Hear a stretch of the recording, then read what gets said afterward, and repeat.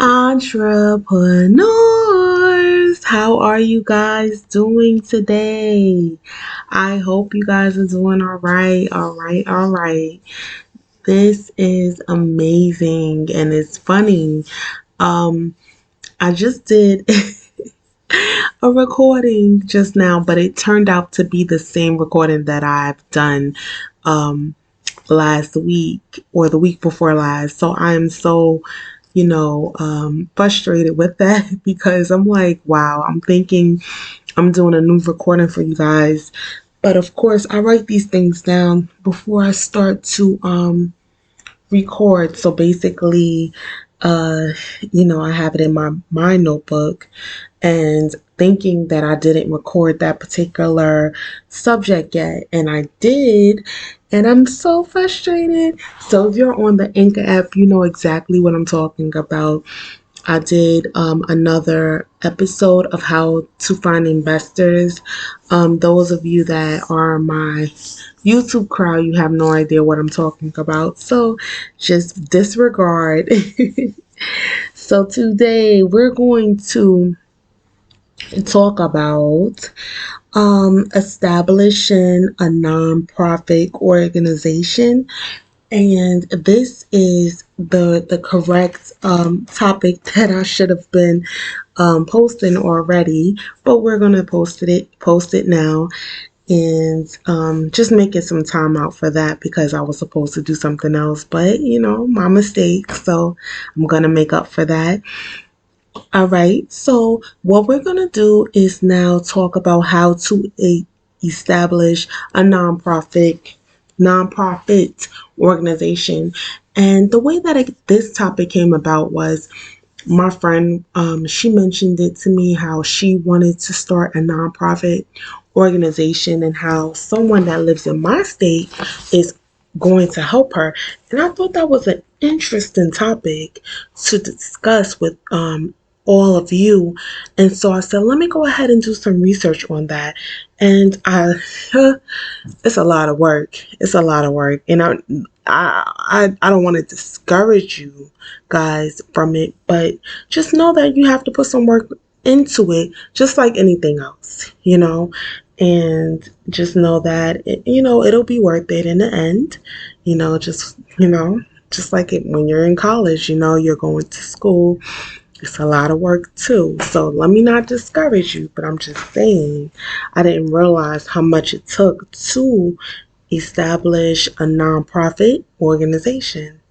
Now, nonprofits must create a statement of financial positions to outline their assets and a statement of activities to show total revenue after expenses. That's important because they want to know where your money is going. They want to know, and they want you to have it documented on what you're spending your money on. They need to know, they want to know these activities of your spending and revenue. So that's something that you guys need to also have in mind, when establishing a nonprofit organization. The number one step is to register the organization's name. Number two, you have to file an article for incorporation, and this varies state by state. All right. And number three, you have to file proof of publication with the state agency. Okay. And number one, let's get into that. To register a business name, you have to decide on a name that's right for your business and see if your proposed name is available. Just like any business, even if it was not a nonprofit, it's the same steps that you would take to find out if your name is available. And also apply for your business name and other key business registration through the business registration service. Now, I found a number for the business registration, and this is a 1-800 number, so you guys can look into that if you are interested in calling them, if they answer the phone. So the number is 800-361-3223. So that is for the business registration. And number two, we're going to get into that. And that is, remember, it's file articles for incorporation. And like I said, it varies state by state. Now, you can access this document online. You can obtain a copy for free or by searching for the articles. And in person, or you can go in person to the Secretary of State's office, or you can call them or also mail them. Now, what is a nonprofit organization? Okay, and the nonprofit organization, also known as a non-business entity, not for profit, it's an organization or a nonprofit institution, is a legal entity organized and operated for a collective public or social benefit, and in contrast with an entity to operate as a business aiming to generate a profit for its owners. It is an organization, not for profit, but it is for the public or social benefit. Also know that this is a 501c3 organization and it is completely tax exempt, so you do not pay taxes on this organization, and it gives the organization an opportunity to use all of their money towards their social cause. Once you are recognized as a nonprofit organization, you will then gain people's trust because setting up a nonprofit organization is not easy. When people give you money, they can use the money as a tax exempt write off, which is considered a charitable donation on their tax return. And your ability to receive funding from grants increases. So there's so many benefits from having a nonprofit organization. And you get limited liability protection in your nonprofit organization.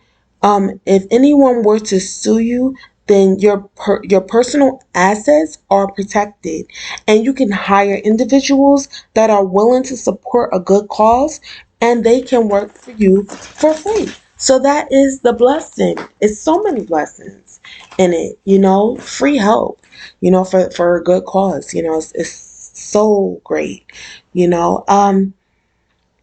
Now, further along, you will have a tax exemption status, so you are a nonprofit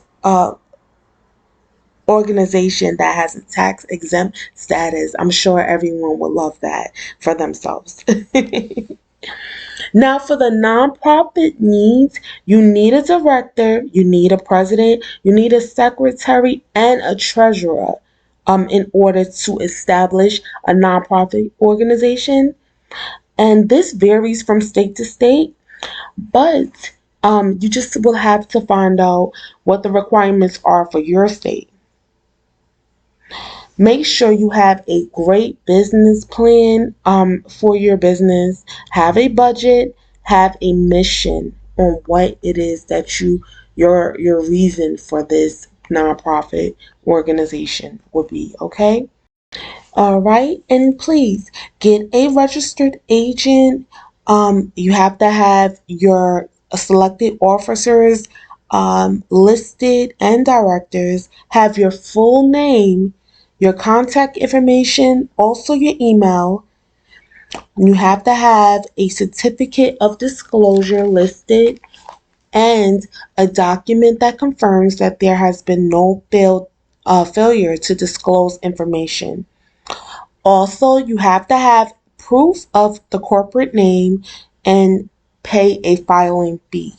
Seek out legal counsel to find out what filing status you will need to use as well.